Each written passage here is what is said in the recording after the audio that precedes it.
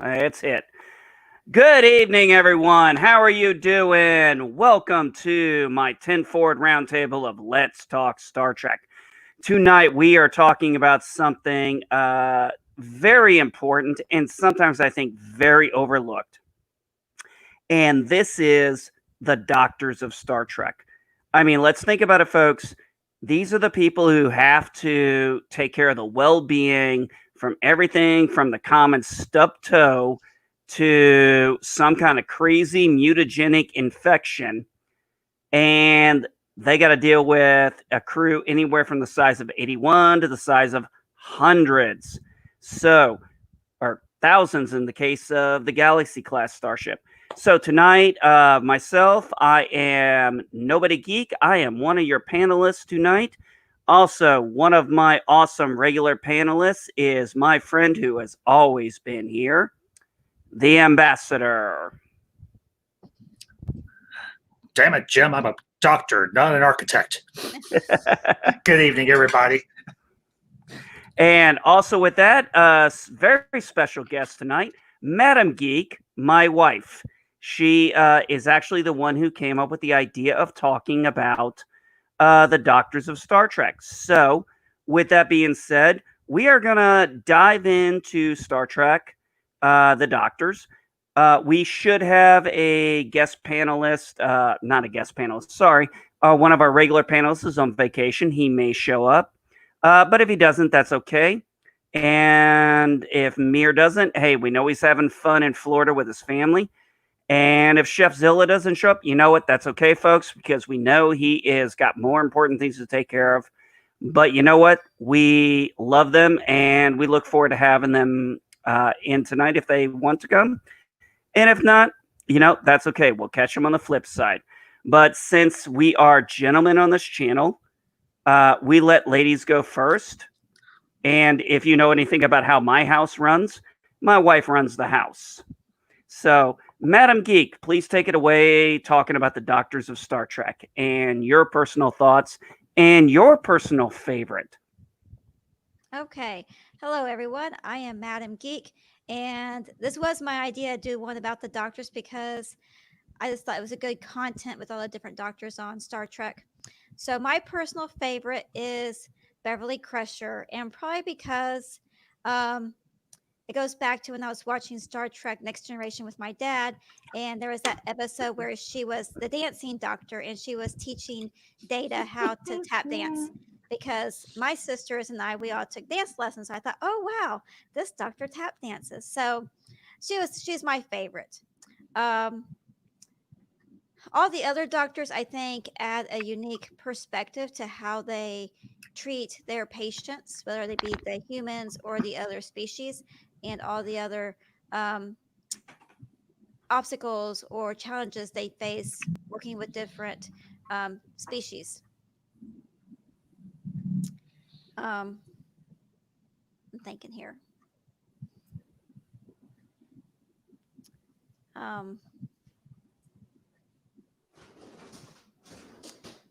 What about you, Ambassador? What do you think? Honestly, I like Beverly Crusher. She's not my favorite doctor from Star Trek, but she is right up there. She's like in my top 5 and everything, or maybe my top 3. Yeah, honestly, with Crusher, you got a different dynamic because we don't get this very often. She was a family woman and everything. She wasn't just a pure career officer like Picard was on Star Trek Next Generation. And she had a very different dynamic and everything, particularly in the first 2 or 3 seasons compared to what we had seen in previous, well, obviously with just TOS and everything. A career officer who had a family, and her husband was also a career officer in Starfleet. And I like the fact that she was a widow. Everything, I thought that they brought a nice dynamic and a different perspective to her life in Starfleet. Not only that, she was a single mother, which I could very much resonate with because my mother also was a single mother. She was also a widow. Obviously, different circumstances entirely. But I like the fact that You had episodes that centered around Crusher and around Beverly Crusher. I know some people may say that the episodes that center around her might have been weaker, but honestly, they explored some very interesting dynamics. One in particular that I really liked about everything that involved Beverly Crusher was the one called Remember Me, where she gets stuck in this parallel dimension or something, and it's all because of Wesley's science experiments. And of course, you have the Return of the Traveler, which, although we don't get a lot of episodes with him, the episodes we get are good episodes. And this is one in particular where Beverly's trying to reconcile, like, okay, everybody around me is starting to disappear, and she doesn't understand why. And then she finally pulls up a image on the view screen of the known galaxy, and it's just this itty bitty little bubble, and she's like, oh crap, I'm in serious, well, crap, because I try not to swear on here. But honestly, the other episode that I really enjoyed and everything was when I think they were on another colony, or they were back on Earth, and they were on a Irish settlement because her family's Irish, and you have that alien that is right. Her family had died. Her grandmother or some relative had passed away. Yeah, and yeah. I think it was her candle- grandmother. Right, and there was a candle that was always lit, and Mhm. nobody ever blew it out, and it was somehow linked to the alien or whatever. I remember that episode. Yeah. Well, don't forget also in the episode where she was injured and she's having Picard treat her injuries with herbs and stuff.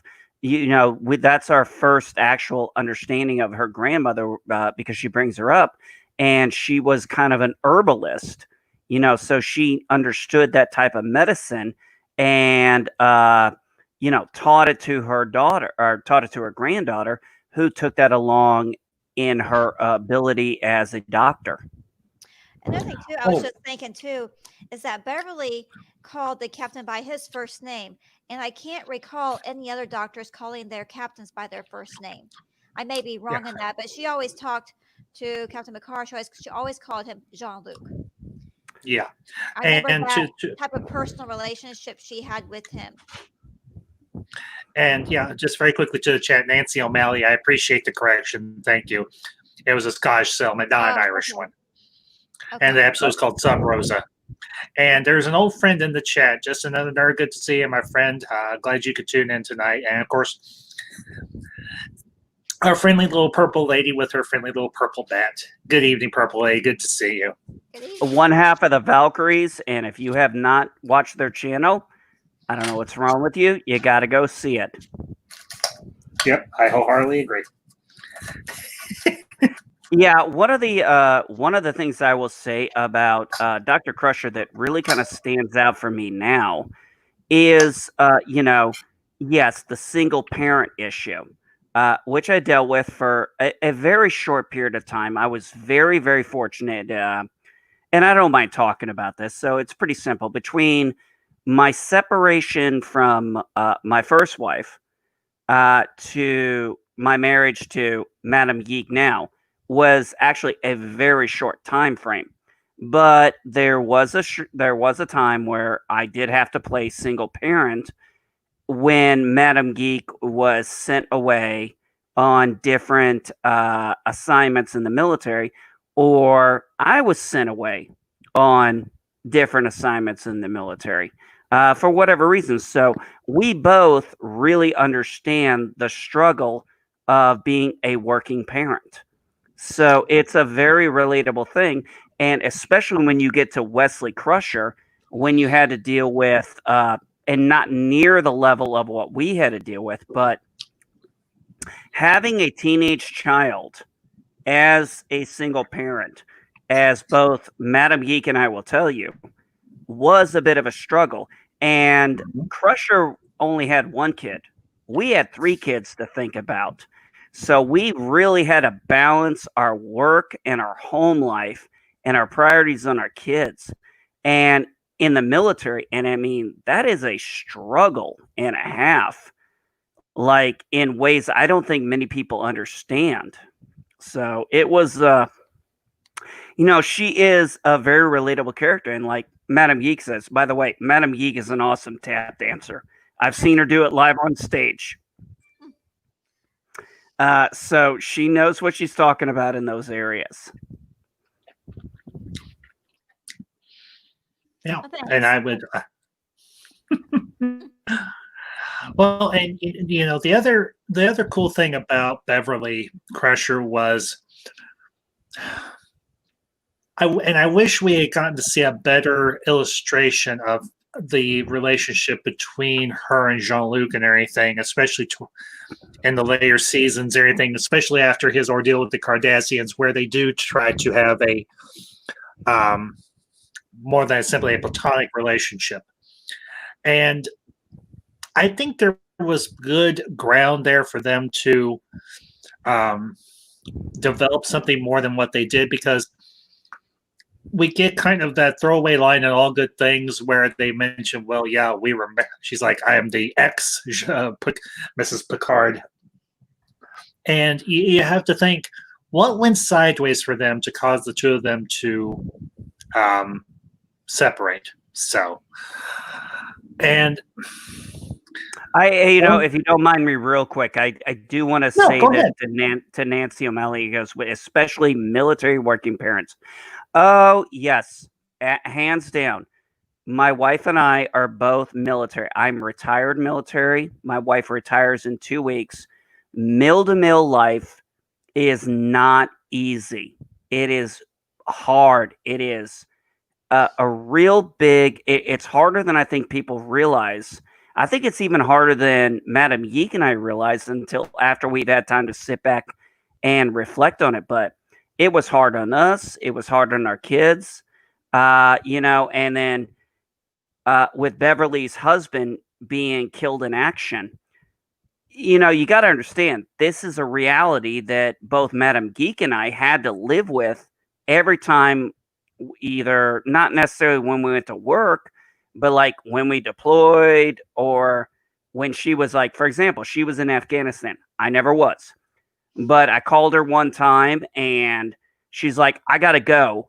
And I heard bombs dropping. And for the next 45 minutes, I'm terrified. And during the time she was gone, every time the phone rang, I got a little jumpy.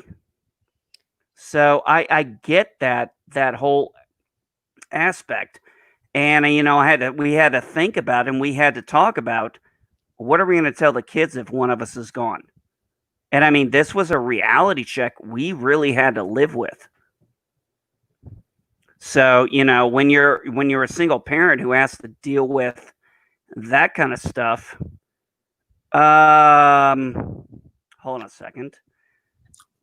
Brian, if you want to come in, man, is Brian on Brian Master of None, right? He is.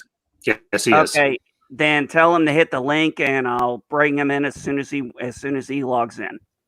If he didn't already hear me. Yeah, but it is.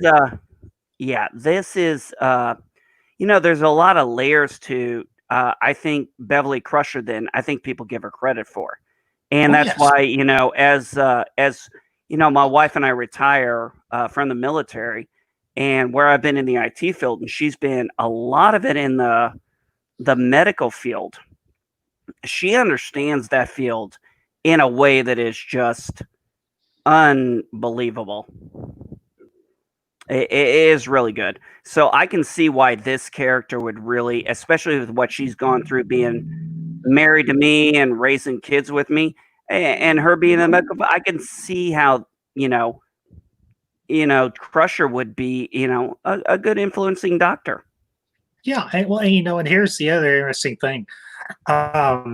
She kind of bolsters that or breaks that narrative of not enough strong female representation in media or in TV shows or what have you. She is a single mother who is a widow, who is at the top of her field. She is a well-respected physician in Starfleet, and she's on the flagship of the Federation's Starfleet.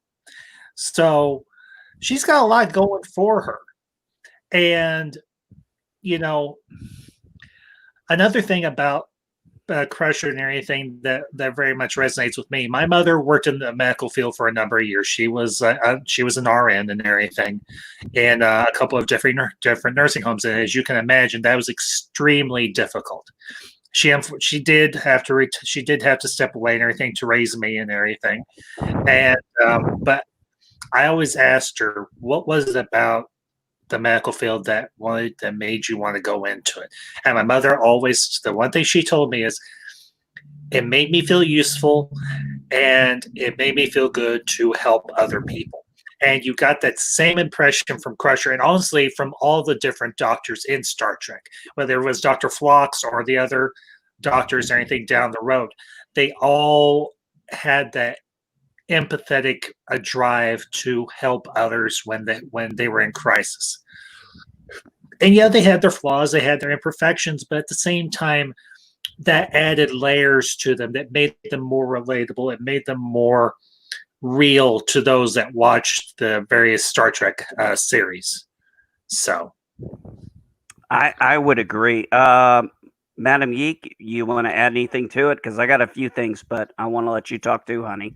I think it is interesting. You know, we talk about not only Beverly Crusher, but other characters in the Star Trek shows that are single parents. And I do think our society as a whole really doesn't understand or show support to military families that are either a single mom, a single dad, taking care of their kids, or dual mill to mill, because you have to not only be a strong parent, you have to be a strong person to say goodbye to your kids when you're being shipped across the ocean to fight in a war, whether or not you agree with or not. So you have to trust the people behind to take care of your kids. And so I really think that adds a different dynamic to single parents. So a shout out to all those single military parents or those mill-to-mill. Shout out to you guys, because I know I feel your pain. Keep it up. Yeah, it is. And Madam Geek and I, we will make no bones about it. The last, years of our relationship in the military and trying to do. Hey, Brian, I think you got some background noise going there, buddy. Hang on. Yeah. Okay, buddy. No problem. But yeah, Dr. Crusher really had a lot to bring to the table. She was a very experienced doctor. She was a single parent. She knew Picard from way back in the day. And honestly, her standalone episodes, I would say, were pretty good. The ones I remember, the ones where she was, injured and trying to teach Picard how to take care of her. Even that one episode where the alien took over and, was kind of having sex. I remember she was the one who had a relationship with a Trill for the first time. yeah. You guys remember that episode with Beverly and Jean-Luc Picard where they were somehow connected, their minds were connected, and they couldn't separate, Yes. and they knew each other's thoughts? Vaguely, yeah. I wonder what the last thoughts were. They ended that episode with before they got their minds disconnected, where they were both laughing about something. I really would be curious to see what she had said to him in her mind, or what he had said to her in his mind, because when you're that connected with somebody where you can know each other's thoughts, so that took their relationship to a different level. Mm-hmm. All right, hey Brian, Master of None, man, you just came in. We're talking about Dr. Crusher right now. What do you got? What do you want to bring in? I really like Dr. Crusher. She was as far as like the Next Generation went, I was kind of miffed in season 2 with Dr. Pulaski. I really missed Dr. Crusher for that season. And now I know why it happened. It was behind the scenes stuff with. If you watch those behind the scenes things, and actually, and actually, I read a lot. Patrick Stewart had a lot to get her back, Gates McFadden back. Yeah, because she was great. And I'm glad because honestly, look, I know the lady who played Pulaski had been there in other Star Trek episodes, but I did not like that character at all. That second season, she was the central. No, she did not. Actually, I read she didn't gel with the cast either. That makes she sense. did not feel comfortable. I actually read some stuff where hold on a second, Ambassador, you can speak on No, that that's one. fine. Go ahead. But she enjoyed her time on TOS, the few episodes. So she thought she would get the same thing here, and she just didn't feel it. Maybe it was time, maybe it was the cast, whatever. But you can tell the chemistry there is bad, and the writing is not really there. I mean, she is so. I mean, I'm going to use the term. She's. I mean, for lack of a better, she is so racist to Data. And she never resolves it. I don't care. In the entire series, she is so racist and looks down on him like he is just a toaster. Yeah, and like she is, yeah. It's a good thing that they didn't keep her on because she really did. Then she brought a different dynamic to Star Trek that when I rewatching the episodes with my husband here lately, that I just don't like her dynamic as a doctor on the show. So I'm glad she didn't stay on full time because Beverly Crusher, Gates McFadden, she did have, I guess, a different warmth or a different atmosphere to being the doctor on the starship. Well, let's call it a bedside manner. There you go. It was a hell of a lot. Pulaski was cold as shit. She made the EMH on Voyager look like a saint. She was so. Oh my God! Worf would be like the only guy who would get along with her. And you know what? Hey, you know what? I think we've talked not Janeway. Sorry, I think we talked Crusher enough. Yeah, let's move on to the one doctor most of us don't like. We don't like Pulaski. It's nothing against the actor. It's nothing against that. But the writing, the tone, everything about that character fought with Picard. And when you get to the point like, oh, she was an admirer of his. Okay, I've seen admirers. They don't act like that. Yeah, but she pulls on the regular. Well, and if I can, go ahead, Ambassador. Go for it. Well, this is because honestly, I was not aware that there was any behind the scenes issues with Gates McFadden. What exactly was the reasoning for her being? Maurice Hurley was the producer, and she actually got into arguments and stuff with him. So he wrote her off. It was bad. No. I think if I remember correctly, it was the argument was either he gets fired or she gets fired. Now I don't know who, I don't know if that was the actual ultimatum, but it was something she like had the conflict, and she was fired, and he was still there, and Patrick Stewart was, as far as I know, one of the biggest advocates. He did not like, and maybe that's the reason why the actress who played Pulaski didn't feel comfortable, was because the cast they didn't like it. Very warm towards her either, but yeah, exactly. And the writer was eventually fired or moved on. He quit. She was brought back. Yeah, he quit, and she was brought back. But Gates McFadden was very open about her concerns about the first season on sexism and racism. Now, while I don't necessarily agree with her on maybe her extreme of it, I can see some of her points of view. Yeah. Well, and I'll say this somewhat in defense of Pulaski.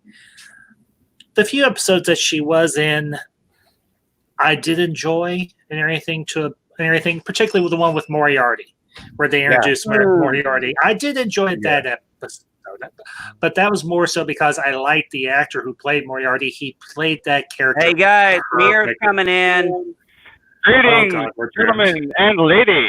What's happening? We're doomed. I am reporting to you live and direct from the Mir Southern Command. Hey, Mir, good to see you.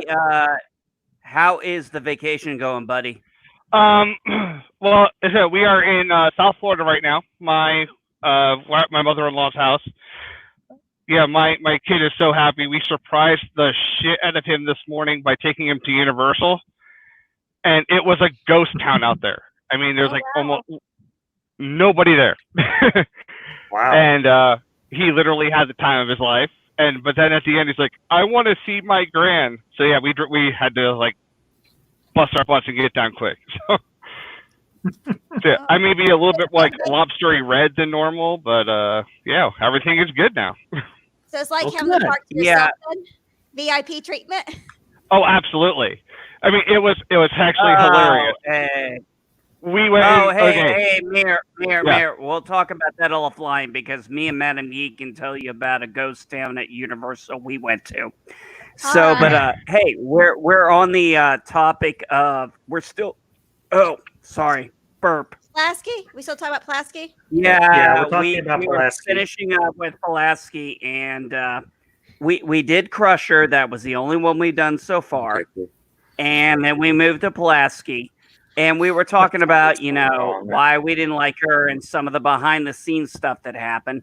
But you know what? I think you know what? Let's the actor. I don't blame the actor. I blame the writing and I blame the directing. I can do that. don't blame the actor. The actor. She was like a critically underused character, to be perfectly honest. Yeah. Kinda the So top with three that are. being said, since my other guest is now Brian Master of None, Brian, talk about a doctor. Oh, I will bring up my favorite doctor since he hasn't been brought up yet. Our man Bashir. Oh yeah. Yeah. Oh, nice.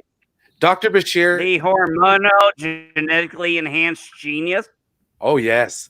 And we didn't find that out until, what, the 5th season or so? Yeah, he had to play that down for 4 seasons. Yeah. And not only that, but from where he came from at the beginning, where he was all about frontier medicine and getting the job done, in the beginning, all the way to, just growing his whole character through that time. And even when he was in prison and being impersonated by a changeling. Yep. I mean, Dr. Bashir, he's ultimately one of my favorite doctors, maybe next to like Dr. Phlox, because I like Dr. Phlox too.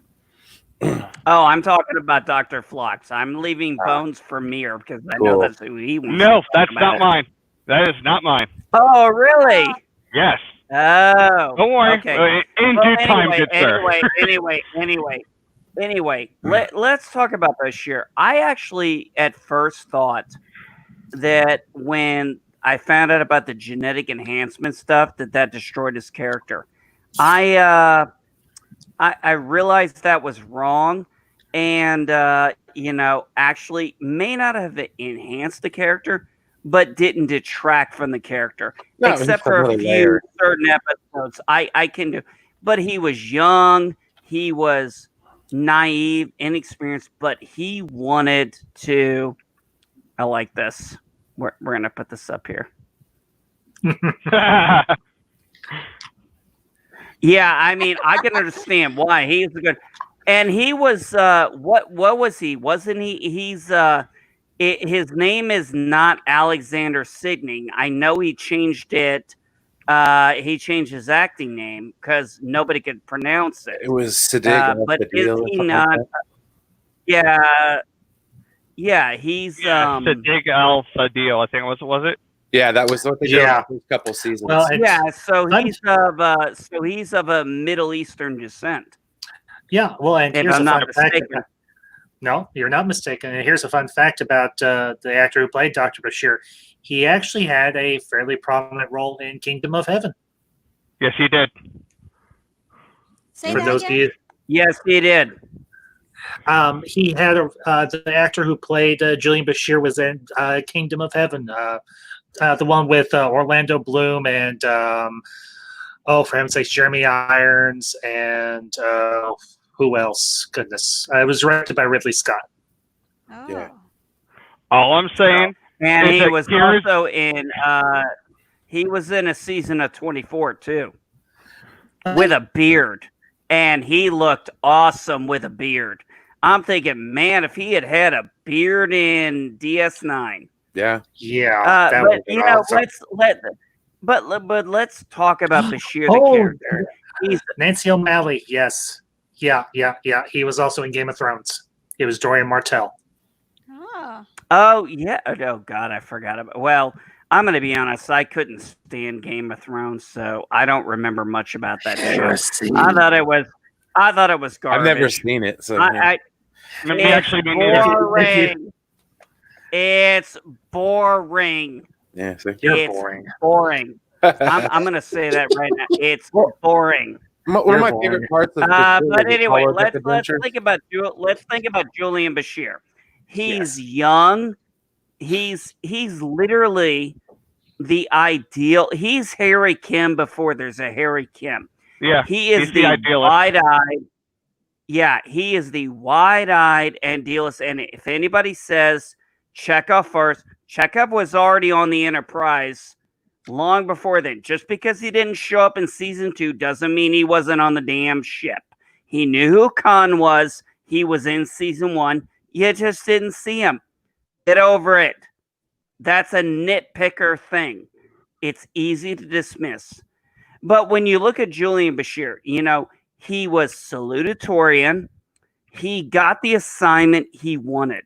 I mean, he wanted to practice frontier medicine. And he was, wide-eyed, bushy-tailed, enthusiastic, and arrogant. And a horn dog. That's true. Which is fun. He was 26, 27? I'm blaming that on the that's- genetic engineering. Yeah, that was probably part of we're the not genetic getting to engineering. I'm not even going there yet. But he's a good guy. He's trying to do the right things. He's always looking for the cure. He wants to the reason why he wants to be out there is whether it's youthful exuberance and whatever. He wants to be on the frontier of medicine. He wants to find things and fix them. He doesn't want to deal with the mundane. He doesn't want to go to work 9 to 5. He wants to put his hands in the sand. He wants to get his knees in the weeds. I mean, right or wrong, and trust me, if you've ever been in the military or something, you've seen those kind of guys. They can either be the best or the worst. It just depends. But yeah, I mean, the guy, that's the actual thing I hate. When I found out he was genetically enhanced, I thought that just took away so much from his character's growth. I thought it was a bad decision. And actually, if I'm not mistaken, I read where Alexander Singh even said he actually started botching lines because he was pissed about that whole thing. I mean, it was a bad decision to do to his character. I thought that was an unfair thing. Yeah, and you'll notice that, like, at the beginning of season 6 in particular, when you have the real start of the Dominion War, how, but prior to season 5, you have, Bashir, who is that idealist, but on the start of season 6, you have him going out and he's, like, referencing statistics and being a Debbie Downer. And it's like, yeah, this is so not you, dude. This is not your character. And I'm kind of glad that he was able to bring a little bit more of that, as going from like the Debbie Downer into having a bit more confidence about the war, and how confidence in his, in his friends and his coworkers, that they were able to, help to bring the Dominion to its knees. Yeah, and can I just give a shout out to our friend Brian, sporting the uniform right on. Hell brother. yeah, man! Right the hell on. Oh damn! I just now noticed that. Yeah. God, I feel he's making to kind of holy shit, it's two. To kind of do a play on Nancy O'Malley. Brian's bringing the sexy back to Starfleet. And Nancy O'Malley, hey, thank you for that opening. Nick, so what do you think about Dr. Bashir? Well, he is hot. I will say that. Honestly, I think that's something I remember about him. Well, thank God for that. For me. He made that much of an impact on me. It leaves me kind of speechless.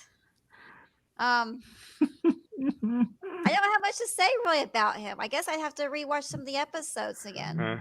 I mean, my husband's on the Star Trek episode, rewatching everything again, but I'd have to watch some more. So yeah. So that wasn't All right, O'Brien's well, baby. There you go. So all you gotta say is that was not O'Brien's baby. Oh, for heaven's sakes, Mirror. I think we've kind of been all over the place here talking about different doctors and what have you. But what about I forget his name, but the doctor that's the hologram. Oh, The yeah, doctor. Yeah, we're gonna get there. Well, I don't know. Let's see. That's somebody's favorite. Madam Gate. Honey, you talked about Dr. Crusher. Dr. Crusher. All right. I forgot. Who We brought talked up We talked about Bashir. who? Bashir. That was Brian. Who talked about Bashir? That was Brian. Okay. Ambassador, who do you want to talk about? Oh, wait, Mir, do you have to get off anytime soon? No, I don't know if you're I on will time. tell you that my selection is very, very quick because there really isn't much to say about the guy. Okay, well then we'll hold off on you. Ambassador, you go, buddy. Well, contrary to my avatar, I have to go old school. I have to go with the OG. I have to go with the great granddaddy of all Starfleet doctors, human anyway, and Leonard Bones McCoy. All right. I'm an old-fashioned country doctor. By the way, that's down in the stream. I did not forget that line. What can we say about Bones that has not already been said? He set the standard for great Starfleet doctors. He really did. For me, Bones embodied the Southerner in space. And can I just give a quick shout out to his outfit the first we see him in the motion picture? I love spacified, sci-fi-ified 70s outfit that he wore at the beginning of the motion picture. He's got the beard. He's like, in normal terms, they drafted me. And you could tell Bones was not happy. You know, the Bones I know is the Bones from the movies. I do know him a little bit from the TOS, from the original series, but the Bones I know is from the movies, and of course his cameo in Encounter at Farpoint when he played old Admiral McCoy. He made you laugh. He had empathy. He had a temper, which I can respect. And the banter between him and Spock in the TV show, and especially in the movies, was absolutely beautiful. McCoy, I want to say this. Can I say I liked both? Me too. I like Carl. Yeah. I will say I did like Carl Urban's performance as Bones, but for me, DeForest Kelley will always be the quintessential Leonard Bones McCoy. Hey, don't get me wrong. DeForest Kelley will always be the OG. But, I mean, Carl Urban, he is just one of the, as far as I'm concerned, one of the most underrated actors. This guy should be an A-list actor. I mean, I watched him in, what was that? I know the show. I read the comic. He was just in it. Judge Dredd? Pathfinder? No, not Pathfinder. Yes, I've seen the Judge Dredd movie, and it was freaking awesome. The boy? I still need to watch that. No, there's a a series on Amazon Prime. It The had boys. Yeah, the boys. Oh my god. First off, guys, I read that comic years ago. Let me tell you something. If you see this and you think this is graphic, this is literally PG compared to what the story they did in the comic book. Mhm. Trust me, I've read all of the issues. That shit is sick. And Carl Uber plays, yeah, Carl Urban. Let's remember he played Cupid on. Did he play Cupid on Hercules or was it Xena? I mean, it was one of them. I don't know. All I know is He had the blonde hair. One of Same the universe. he was in Lord of the Rings. Yeah, Yes. but I mean, I mean, Hello. I'm telling you what, the boys, whew, this guy's Yep. got range. I mean, that Yes. what was it? The Almost Human, the cop TV series. I actually wanted to succeed because I thought him and I didn't catch the name of the guy who played the android, but I was like, they have really good chemistry together. I think there's something here. But of Mhm. course, it didn't work out. But going back to what I was saying, Carl Uber, I like Urban. the Urban. Urban.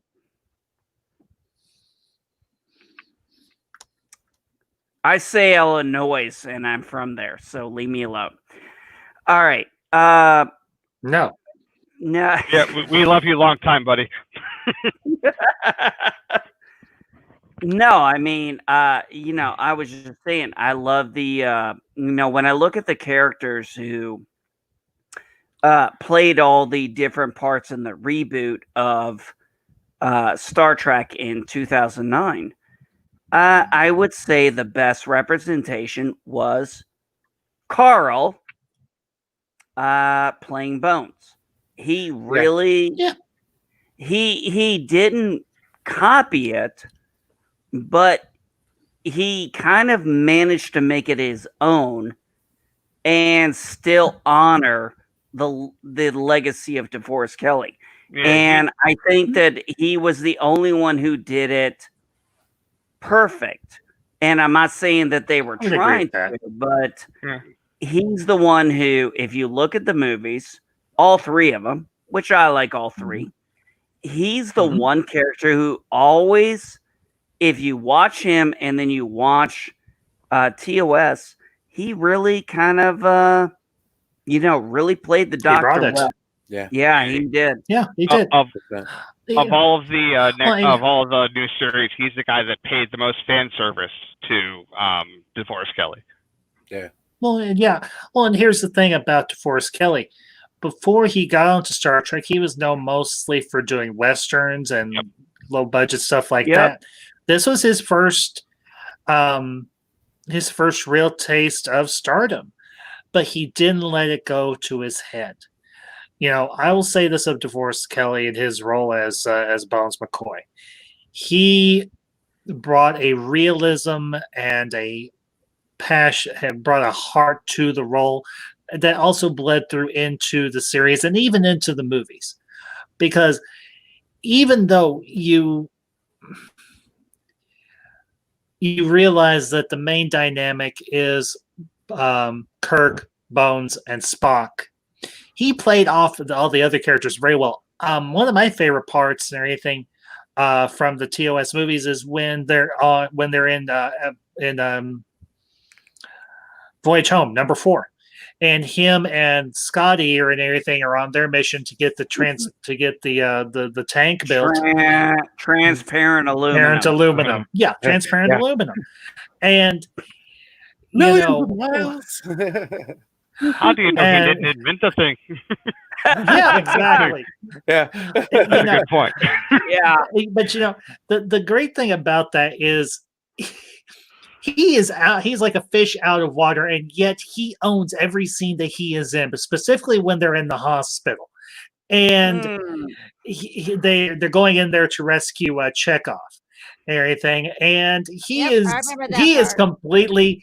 completely owning all of the doctors who, while they're not bad intentioned, he's got a wealth of knowledge that they don't have at their disposal. Yep. And Kidney I- dialysis.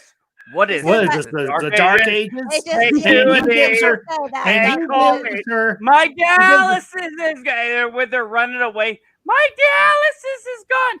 My dialysis. It was like, Dr. My Kid, my kidneys- kidney. I threw you Dr. Cameron, kidney. yeah.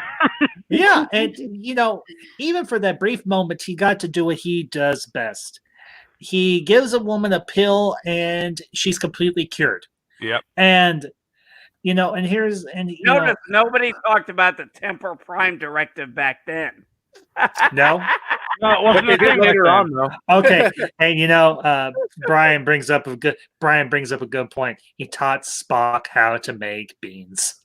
Yeah. He's like, Uh, and Star Trek 5, which I know a lot of people throw a lot of shade at Star Trek 5, but there are no, good I parts. love it. I love it. I don't I care. know. That might be part of one of the guilty pleasure streams I'm going to be doing in the near future. And, Some movies absolutely. there are some movies that are so bad that we know that even though we know they're bad, they're still good. We consider them good. But Well, when you at the end, when you look at what Bones was, he was always and will always be a doctor, a healer. But he was Yes. always, as he liked to say in the and he never said it in the movies, but he said it in the series. He goes, "I'm an old-fashioned country doctor," which means Yeah. I do things the simplest way that needs to be done. But he took care of his people, and I mean, he never questioned the sanctity of life. He was always about, and I mean, the poor guy had to tell his captain, he's dead, Jim. Dead, Jim. He's dead. Jim, every cell in his body's been disrupted. Jim, he's been seared to great. I mean, he had Yeah. to do that. So he's on these away missions, and I mean, Mhm. let's think about this. He's the only doctor who ever regularly went on away missions. So he had to actually see a lot more shit on the front line than most Yeah. doctors would ever. So we got to remember, he wasn't just a doctor, he was a combat doctor. Now, I will say Yes. there was one thing that bothered me about my favorite Star Trek movie, and that's Star Trek Mhm. 6. I know you know that. Other people know that. Mhm. If you know, that's okay. I don't understand why Bones didn't know Klingon anatomy. He had the medical stuff Yeah. way back when. So now, But he could do surgery on a don't know. torpedo. Well, Absolutely. yeah, Brian. yeah, that's- exactly. And Well, and that's here's the my thing. own. Hey, that's my nitpick. It is. Yeah, It and is it's my a favorite. It's And valid. it's a legitimate nitpick.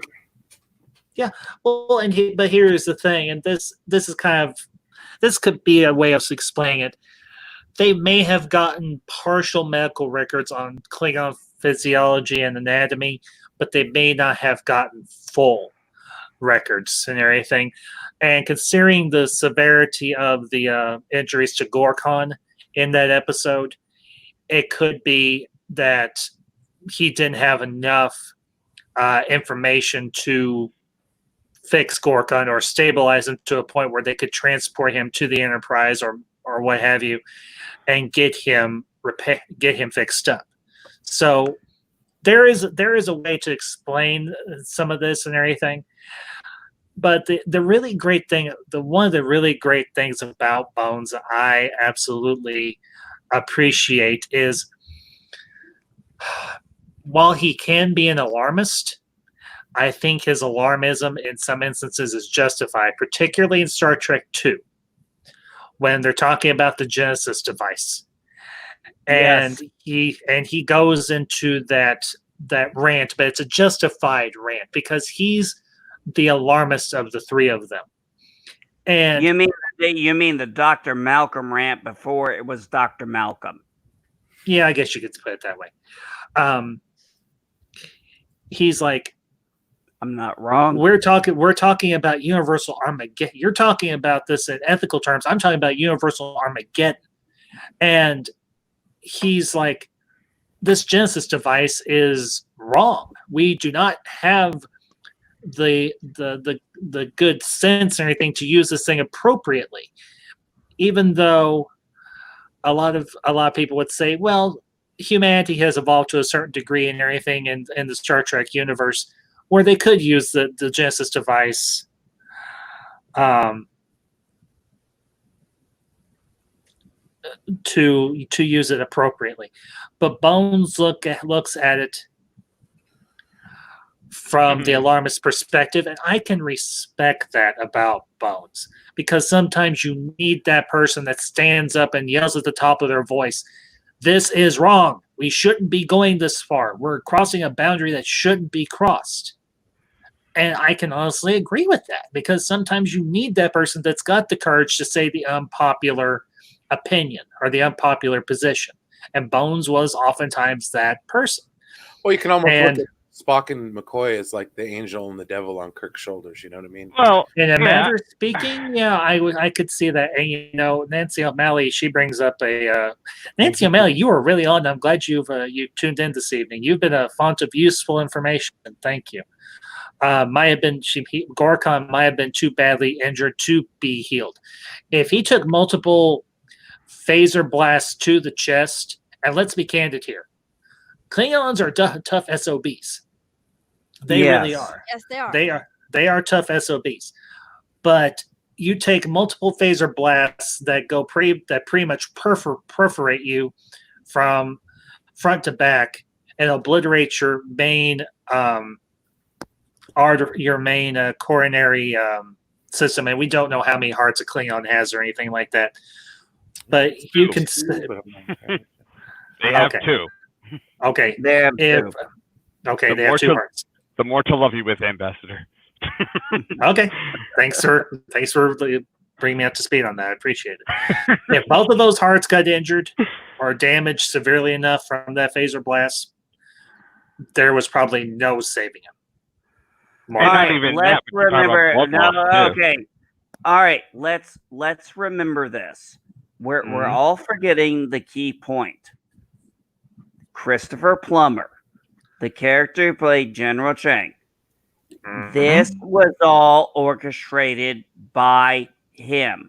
So, it did not matter what Kirk did. Yeah, this was orchestrated. This was orchestrated, period, end of discussion. Because remember what he said, warrior to warrior, no peace in our time. Now, yes, I can understand that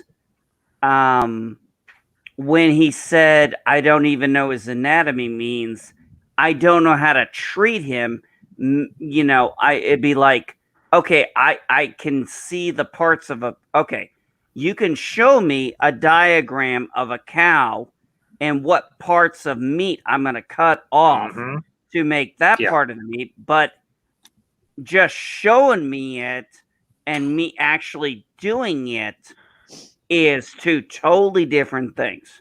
Does that make sense? Yeah. Yes. Total sense. Right. And realistically, from a medical point of view, you're also talking like Gorkon had lost way too much blood. You're sitting there watching his ticker. He when Bones got his ticker going again, you're seeing all that blood just coming out of his chest. I mean, he was a goner from the moment they walked in. Yeah. Oh yeah. All that. I mean, but Pepto-Bismol blood. Yeah. Yeah, you know what? Continuity error, something they never seem to remember in the rest of Star Trek. Yeah, because in Deep Space Nine, the blood was always red when Yes. Yep. Well, I mean, that was also to set up one of the deleted scenes that was in the extended version of Star Trek 6, where Renee Auberjonois was setting up to shoot the president of the Federation, And Worf's ancestor said, "Oh, this is not Klingon blood," and he lifts it up and says, "Oh," and there was the admiral there. West. I would like to do was 2 points about Bones. Going back to Star Trek 4, when they went into the operating room or trying to bring Chekhov back to life, you could tell this man out-passioned are any of our current caregivers. You know, it's like he cared about this guy so much, and you can see like this guy, our brightest and best of that era was just treating the guy like a statistic, and this guy's like, "No, my God, man, what are you doing?" Fundoscopic examination. Yeah, Fundoscopic examination. My God, man! And I'm a the arteries have to be relieved. I'm a med student, and he's saying fundoscopic examination. I'm like, "Oh shit, no!" Like, put it down, man. Let's be candid here. Bones was treating that doctor like like he was special. Yeah. And, drilling holes in his head isn't going to save anything. And I don't know if you guys have ever tried this right or not, but yes, Tennessee whiskey is in fact the secret ingredient to beans. Oh, I believe it. Yep. Bourbon and beans, a powerful combination. Oh my God, it's fantastic. Can we just say Bones had some of the great... It would not be PG. No, that's very true. So right. If you look at the rule, yeah, you're right. It's in the director's look at the rules. Yes, if you look at the rules about blood, that's why. What was that John Carter movie? John Carter Goes Mars. Oh, is that what it was? Huh? Oh, John Carter. John Carter. John Carter. John Carter. Yeah, the blood was and actually, I saw the history of why PG-13 came up because if people don't know, go look up the history of PG-13 because it used to go from PG to R. And there was no PG-13. Raiders, not Raiders. Gremlins, Temple of Doom. Yeah. Jaws. PG-13. Jaws was PG for crying out loud. I saw Gremlins and Gremlins 2 when I was a kid. Yeah. And I was like 6 years old at the time. And to the chat, Darth Astor. We love you, man. Yeah, great to have you. So, all right, who's up next? Okay, I think we talked. I think Mir is up next. Bones. Yeah, Mir, you're up, buddy. All right, mine's going to be quick. And you guys may or may not know this one. I am talking about one extremely old Dr. Philip Boyce. Who? From The Cage? I know. From The Cage. He was the chief medical officer of the... You were going there. I knew it. You were going to do it. You're absolutely right. Because I knew it. 2 points. I knew you were going there. 2 points. Sometimes a man will tell his bartender things he will never tell his doctor. This guy had tricorders. This guy had whatever. And he had a freaking martini bar in his bag. This doctor, I'm sorry, I love all of the other doctors, but this one was an awesome on a whole nother level. I'm not even a booze hound. Go into The Cage, man. Go into it. Talk about this guy. He only got 1 minute of fame. He only got his 15 minutes of fame. And I suspected this is who you were going to talk about. Absolutely. I had my doubts. I was like, is he going to go there? I had it down to 2 doctors. It was either him or one other one, and I'll tell you about the other one later. Well, but he has actually 2 credits. I mean, I loved John Voight. I liked that guy in the first place. I mean, he was like, what, born 1905, died in 91. He was like, close to 85 years old when he passed away. But I loved him as an actor. he was, I just have a great respect for the man. And he was also the attending physician for James Kirk after he received the blood transfusion from Khan in Into Darkness. You don't notice it unless it's on a panel. And of course, I went to go see, Into Darkness in the theaters, and I saw his name on there. I'm like, holy shit, he's in the continuity. Anyway, but yeah, you have to love this guy. He just walks into seeing Captain Pike, just doesn't say anything, just immediately makes a martini for the guy. I'm like, that's a great doctor. I'm sorry. There you go. And that's all I got to say. I love him. Oh man, Mir, I didn't know if you were going to go there or one other doctor. I wasn't sure, but I had a sneaky suspicion you were going to go for the very first doctor from the Cage. To be perfectly honest, right. Jesse, I'm a little surprised that wasn't the one that you picked. Yeah, the guy's going to make a good martini. Woo. I didn't know if I wanted to go there, but no, he's right, guys. If we could have gotten, Jeffrey Hunter, Pike, unfortunately, Jeffrey Hunter, the actor, died not long after. I mean, not right away, but like within 10 years of it or something, died in an accident. But I mean, if we could have got a Star Trek series with him, Majel Barrett is number one, Leonard Nimoy is Lieutenant Spock, and that the actor who played the Doctor, I mean, that guy was interesting because, there was something we didn't get to talk about when we were talking about Captains of Star Trek. And Pike was burnt the fuck out in that pilot. That dude was burnt out. He's done. He's ready to call it a fucking day.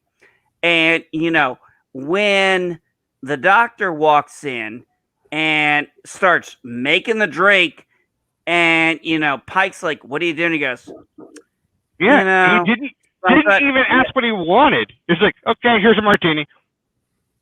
And you're like, there's things a person will tell the bartender he won't tell his doctor. And, that was in the 1960s. It's 2020. That's still fucking true to this day. Yeah, because there are things I will not tell my doctor that I'll tell some strange bartender any day of the week, twice on Sunday. So that they were in that. Hold on a second, Mir. Yep. They were establishing that Captain Dr. Bond that we initially get later with Kirk and McCoy and Spock, but they were already, Gene Roddenberry already had that idea of that being something that should be a connective tissue. Absolutely. I think that when you're showing like in the Kirk, Spock, and McCoy, that's the Trinity. You have Spock on the logic side, you have McCoy on the passion side, and it's really up to Kirk to decide between the two or a combination of. Yes. That's what made that show so brilliant. Is that while yes, it was set in space, you also had that. Just that connection between the three of them. And, and really, while you had Kirk, Spock, and McCoy going places on the show, and it turned into the motion picture era where you really get that character development that you didn't see on there. And the character development that was it showed up, it was so prolific on like TNG and especially on DS9. But with this guy, with Mr. with Boyce, you have him actually being the combination character of both as the chief medical officer of the Enterprise. He's very, he is also showing sound reason and logic, and also a level of passion that's governed by experience. Like Crusher and So- Guy all rolled into one. Yeah, it was just that he was that combo character that was better expressed as a trinity.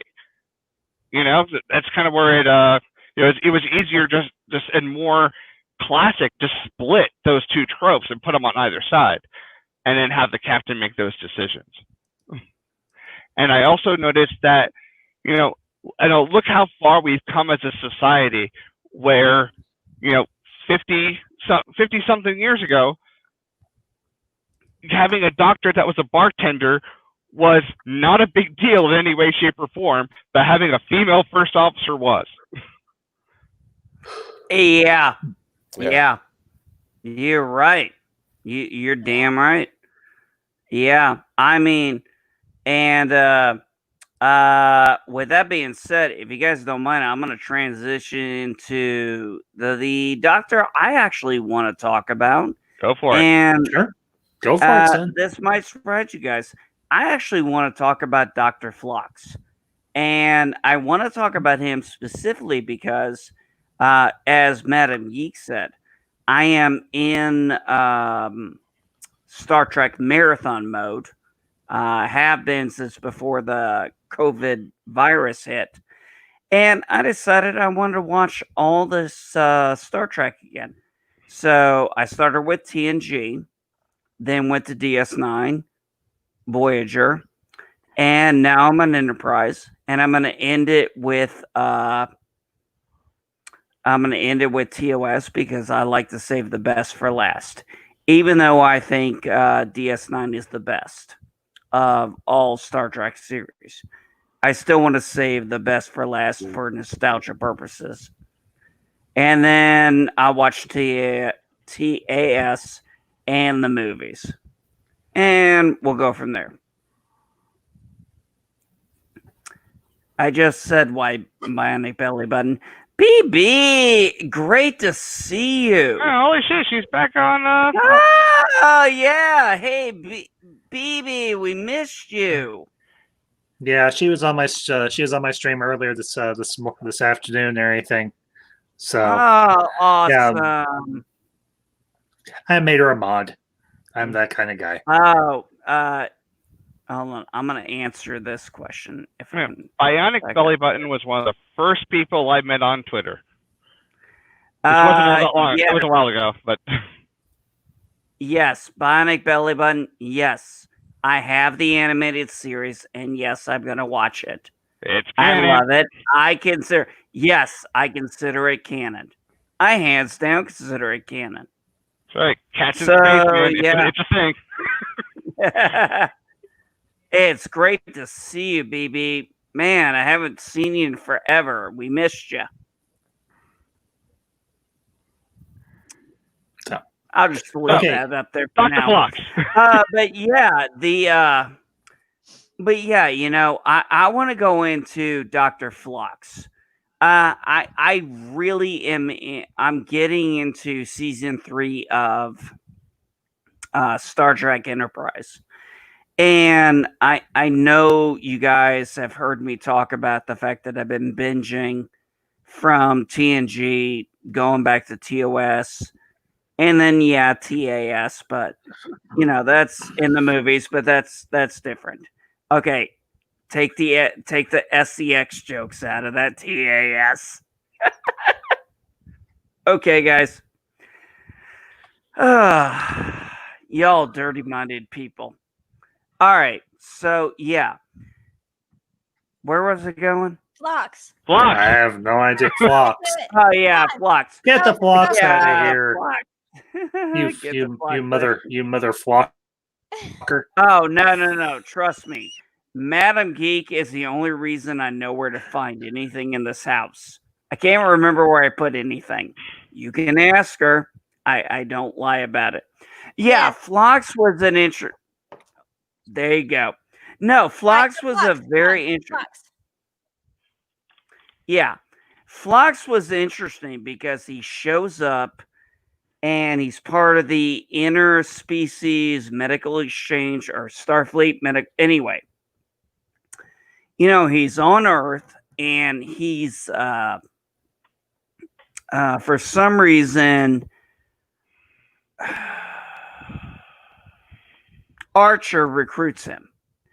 And, it's like, okay, come aboard. Can you help me? Oh, that's right. Because they had to get the Klingon, and he was a Denobulan, so he could, understood Klingon anatomy. So that's why he went around and why he went with them. And, he was just an interesting character. First off, he was polygamist. He was from a polygamous species. It seemed to be that the standard practice was each man has 3 wives, each wife has 3 husbands.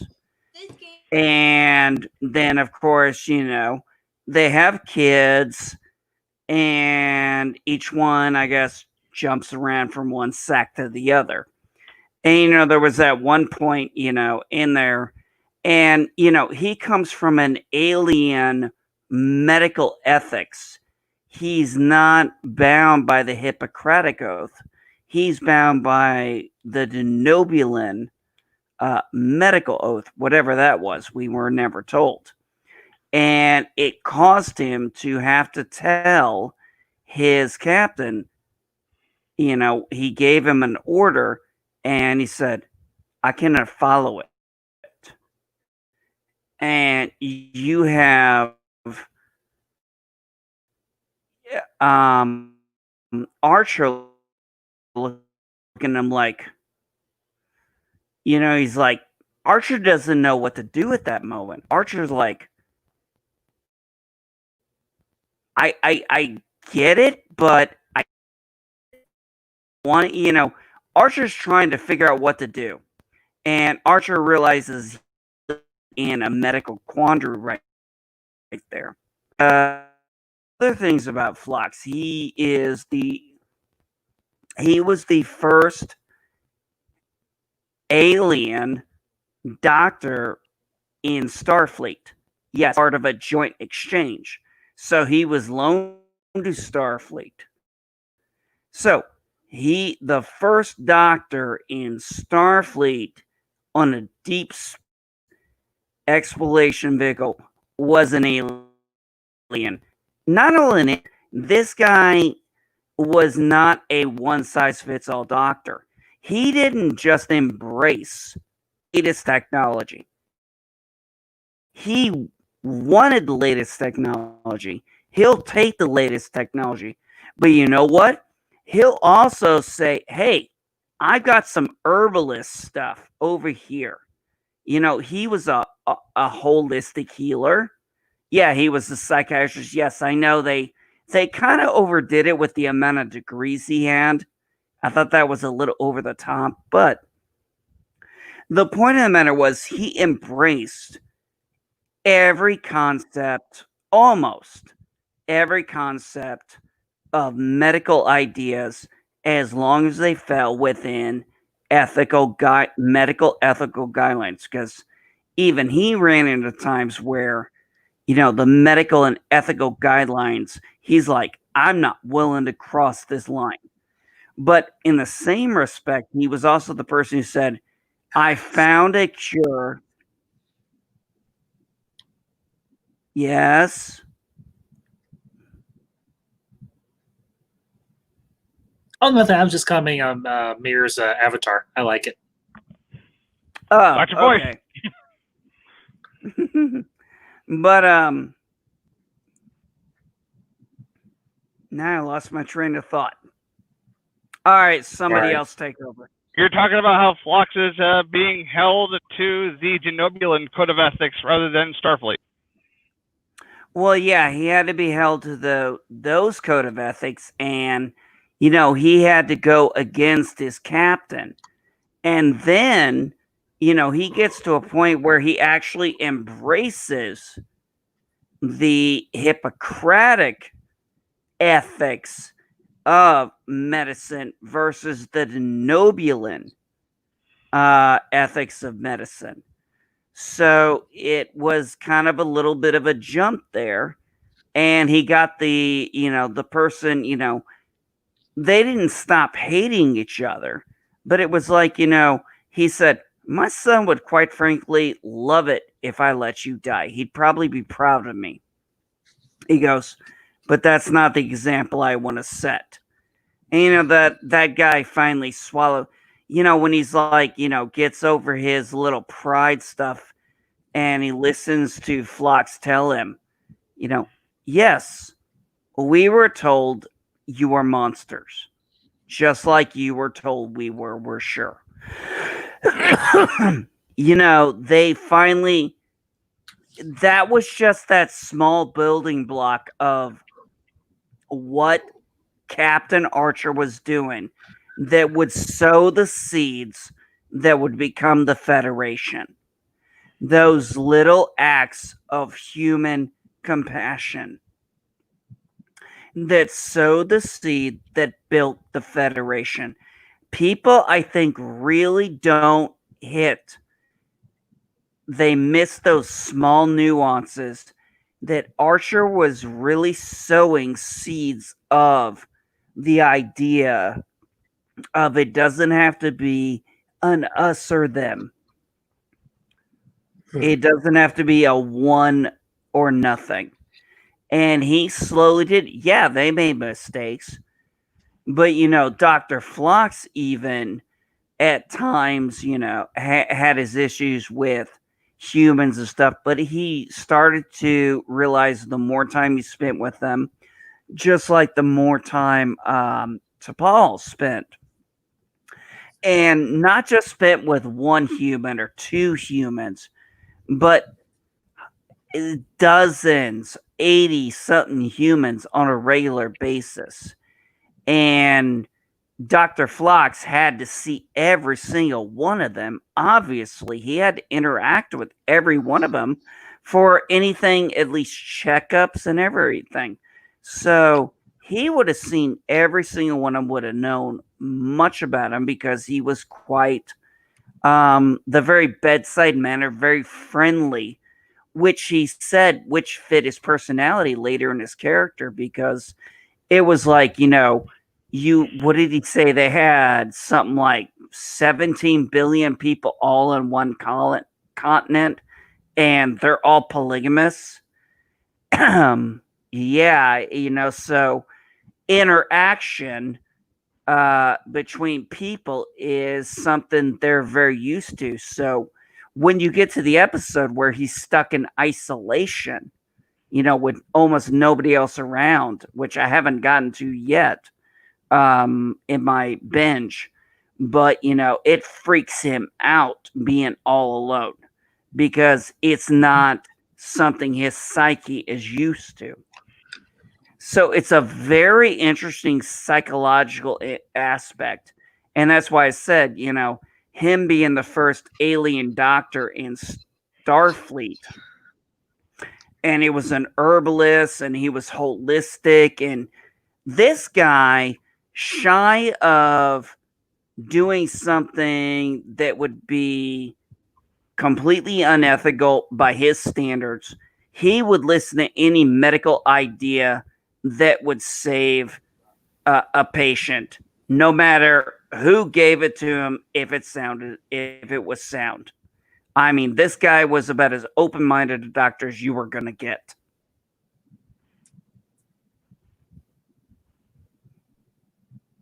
I agree. He was probably one of my favorite doctors of all time. He was so. What made him so great is that he was so alien. He was so just on a level that we were just not used to. And you could tell there's that great cultural difference, and that really did develop over the course of the Enterprise series. Again, I just love him. And guys, I really do have to get going though. I have my family. No, go man, have fun. Thanks for stopping by. Take care. Live long, prosper. Hey, man. Love you all. Peace along, man. Yeah. Hey, man, have a great vacay, man. I'm with holding up the thing, and I realized that my camera's not even on. So yeah, I'm getting off here for a bit. it. You have a good one. You have a good one, buddy, man. Y'all take care. You Love too, you all. buddy. Love everybody in the chat. We'll talk later. Right. Yeah, Later, we'll talk Mary. later. Have a buddy. good Have one. a good one. Bye Yeah. bye. Yeah, I want to thank Mr. Mir for coming in. He didn't have to. He was on vacation. We all totally would have understood if Yep. he had called it a night. You know what? That's okay, because you know what? It's like I said, we're all about having fun around here. And Ignore. yeah. Well, I think, guys, it is getting about 1 hour and 18 minutes. And unless anybody really wants to talk about the hologram doctor, I'm ready to call it a night. Honestly, no. I'm Yeah, not that I don't like the holographic doctor, but he is kind of two-dimensional. Look, Sorry. hey, I'm not knocking Robert Picardo. Hey, don't get me wrong. I'm not either. I'm just teasing. I actually enjoyed the character quite a bit, but I'm I like, did too. I'm just like, after everything we've kind of gone through, he's really the least interesting of all the doctors, and we can leave him for another time when we want to talk doctors again. Well, and here's the other thing too. His dynamic is not much dissimilar from Data's dynamic in a lot of ways. So if you talk about Data, you kind of talk about the Doctor. So Yeah, I mean, seriously. Yeah, The fight. and They are very similar. yeah, and I want to say, and I gotta be honest, Data was done better than the Doctor on Voyager, and we've got to have a topic about. Look, I'm in season 3 of Enterprise right now, and every episode is still superior to the first 3 seasons of Voyager. Hands down, no comparison. Voyager is my least favorite. There is one thing I will say. I think Caretaker was better than Broken Bow, though. The pilot for Voyager was better than because I disagree. Because all I watched at the time was that episode of Enterprise, and then I stopped watching it for years. Like, I didn't watch it again until it was on Netflix. Well, which I can, but yeah, I really did like. Well, the we can, Brian. We can definitely talk about that another time. I do want to say to the people here, Nancy O'Malley, Bionic Belly Button. It was great to see you again, Purple Lady. Darth Haster, thank you for stopping by.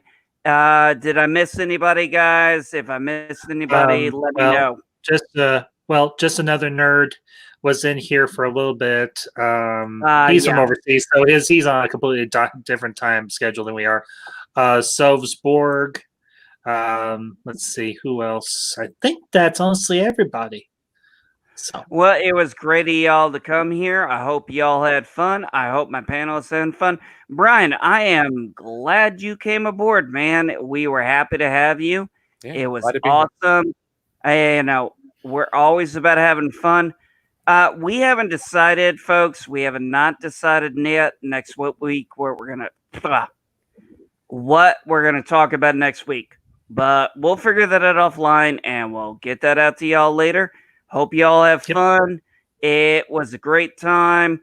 And before we close out, this is Nobody Geek. We do this at 6:30 Eastern Daylight Time on Mondays. And my panelists are fluid. They come, they go. They got other things. But, man, when they come, we all have a blast. So that is me. If I'm a guest on anybody's, I'll shoot it out and let y'all know. Madam Geek, you want to plug your crochet channel, honey? If you are interested in arts and crafts, I have started a YouTube channel called The Stitch Cafe. It's in the very beginning stages, so come check me out. Don't be too mean because it's in the beginning stages. So it's just a hobby, but come check it out. You gotta start somewhere. That's right. All right, honey. I love you. And Love you. Brian, Master of None, what do you got to plug, buddy, other than that awesome outfit you're sporting? Well, actually, this just got in. I'm really stoked about it. I ordered it like 2 months ago off of Amazon, so it took a while to get here. But anyways, my channel is Brian Hill, the Master of None. This Wednesday, I'm going to be working with Sir Nerd a lot, and we're going to be talking about Caretaker, Voyager's pilot episode. All right. Yeah, kind of working it in a little bit, but anyways, we're going to be doing that. And since I got my Starfleet uniform, I'm going to be start doing a little bit more talking about Star Trek. My first videos have been about Picard and stuff like that, but now that it's kind of a lull between new stuff coming out, I'm going to talk about what I like, and that's the old stuff too. So I think we can all enjoy it. Anyways, but that's what I'm doing. Awesome, buddy. That's great to hear. It's great to hear, buddy. Glad to hear that, Brian. Congratulations. And yes, my belly button is called the Stitch Cafe. I have not looked it up yet, but I will be looking it up, and I will be tweeting out the link and everything so we can get Madam Geek some subscribers. Because I'm all about, as a certain group on Twitter says, we rise together. So, the fandom collective. Well, one of the things that always I love about watching my wife do these things is we'll be sitting here watching, we can watch something on the TV and she's, doing her hands, she's looking down, looking at this thing that looks like it could be Greek for all I know. And she's like, she knows how to make the stitches go. And, she makes these beautiful things. And I mean, a lot of the stuff she does ends up in one of those, and I don't do this very often, but I am going to say this. A lot of the stuff she makes ends up getting donated to various organizations for, newborn babies and stuff. So she makes like little booties, little handsies, little caps.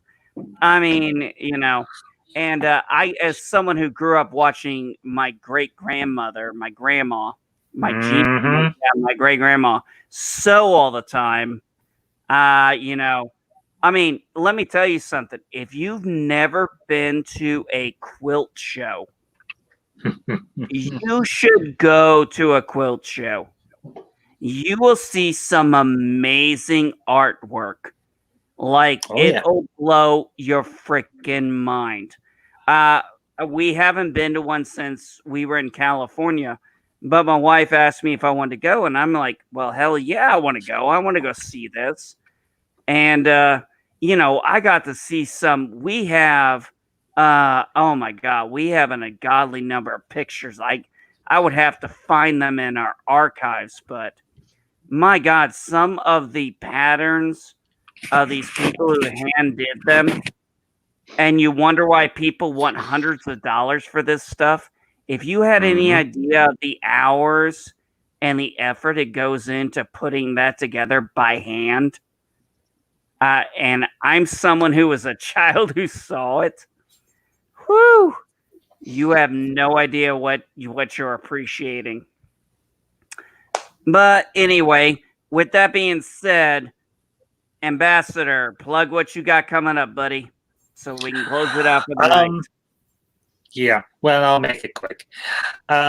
Wednesday night on KHS Stars channel, we'll be continuing our review of Buffy the Vampire Slayer. We're still in season 1, and we'll be talking about the episode simply called Angel. And then this Saturday night on my channel, the Ambassadorial, the Ambassador and my live stream, the Ambassadorial Wing, gonna be doing something a little different. Gonna be hosting my very first watch party. This is gonna be something I'm gonna be doing at least a couple of times a month, give or take. And we're gonna kick things off with a bang. quite literally. And we're going to be doing a watch party for the 90s classic Tombstone. So that'll be at 7:30 Central Time. I am currently putting my panel together. I've got one definite and everything, but I've got room for at least 4 more people. So definitely tune in for that. Actually, I was talking about somebody else, but Jesse, if you and Mrs. want to be on, you're more than welcome. So I'm working on talking her. I'm working on talking her into it. Okay. Well, if it's just you, that's fine. If it's both of you, that's fine as well. We'll see how life deals us on Saturday. And I understand that. So, but yeah, that's pretty much. There is one other thing I'm going to be doing on Friday on Orange Hat Reviews channel. He is continuing his versus streams, and this Friday night at 8 p.m. Central Time, that's my time, we'll be doing a versus stream debating who would win a fight between 2 great Dark Lords of the Sith. The one and the only Darth Vader versus Darth Malgus of Star Wars The Old Republic. So that'll be at 8 p.m. Central Time, 9 p.m. Eastern. So be sure to tune in for that. I am on that panel as well. So, but that's it. Yep. All right, great. So we will let you all know. I want to thank everybody who came here live. I want to thank everyone who comes and checks us out later. Have fun, because that is all we are about here. We are about having fun, talking about right now Star Trek. If you all like what we're doing, maybe we'll expand it to more sci-fi content. But we'll see how it goes, guys and gals. Until then, peace and long life. Live long and prosper.